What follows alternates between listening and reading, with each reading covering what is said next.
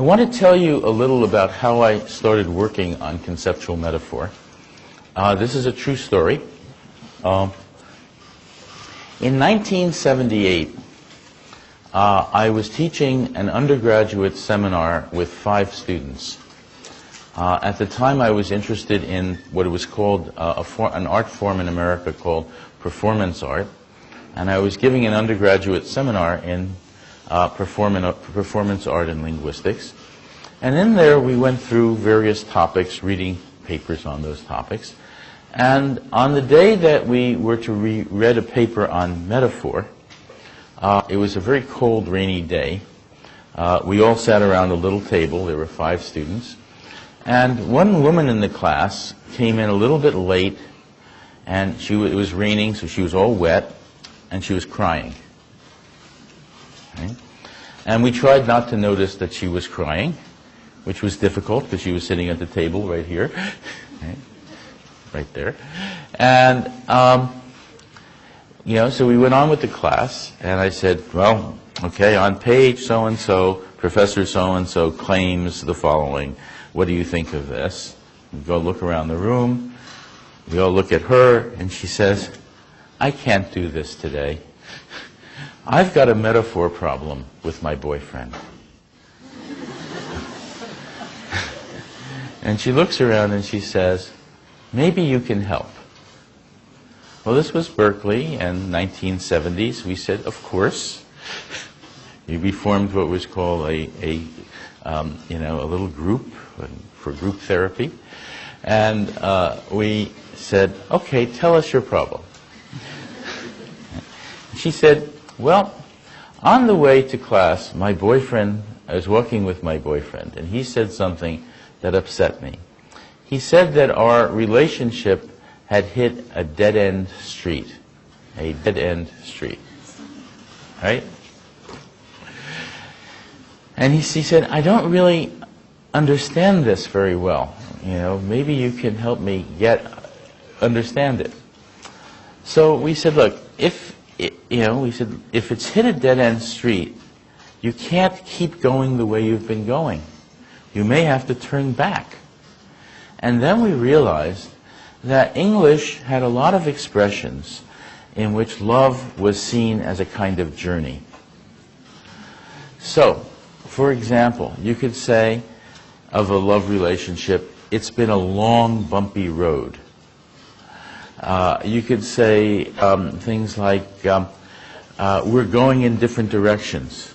We're at a crossroads in the relationship. You could say the marriage is on the rocks. It's off the track. We're spinning our wheels. And even an airplane image, we may have to bail out. Take a parachute. Now, and by the way, being a linguistics professor, I dutifully wrote down all of these expressions. We made a list. And I said, gee, this is an interesting list, Is there a generalization about this list? I mean, that's the question a linguist would ask. What is the generalization here? And we looked at this list and we said, well, in every case, love is seen as a journey. The lovers are the travelers. Okay? Well, what is the love relationship? The love relationship is the vehicle. Sometimes it's a car, sometimes a boat when you're on the rocks, a train when you're off the track, a plane when you're bailing out, but some kind of vehicle. Okay? So love relationship is a vehicle. Write down love relationship, vehicle. Okay, what about this journey? Where are you going? Well, you have common life goals, and the common life goals are the destinations that you're trying to reach in this journey. Common destinations. So, common life goals, destinations. Okay. And what about why do you keep hitting dead-end streets and spinning your wheels? Well, these are difficulties in a journey. So, it turns out that difficulties in the love relationship are difficulties in the journey. That is, they're impediments to travel. They're things that keep you from getting to where you want to go. So you're spinning your wheels, you go on the rocks, etc. Okay. So we write these down, and they're completely systematic. They look like almost a mathematical mapping. Okay? Okay. And you say, gee, that's very interesting. We have this generalization that looks like a mathematical mapping about these different expressions. And the woman says, I don't care about your generalization. My boyfriend is breaking up with me. She said, he's thinking in terms of this metaphor.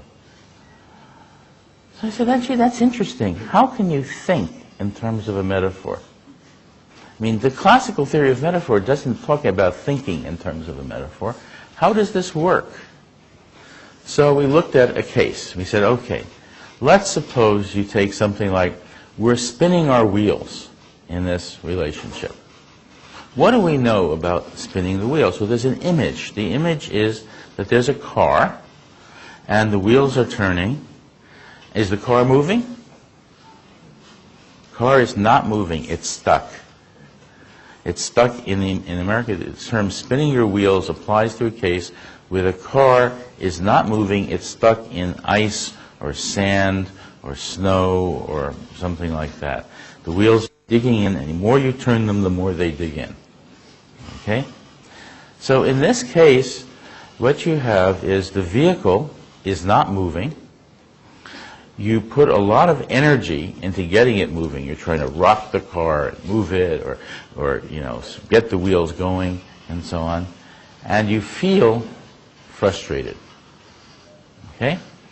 Now, what about in a love relationship? When you say we're spinning our wheels in this relationship, it means the relationship is not going anywhere. No progress toward common life goals. Secondly, it means you're putting a lot of energy. You want it to go somewhere. You're putting energy into it, and you feel frustrated.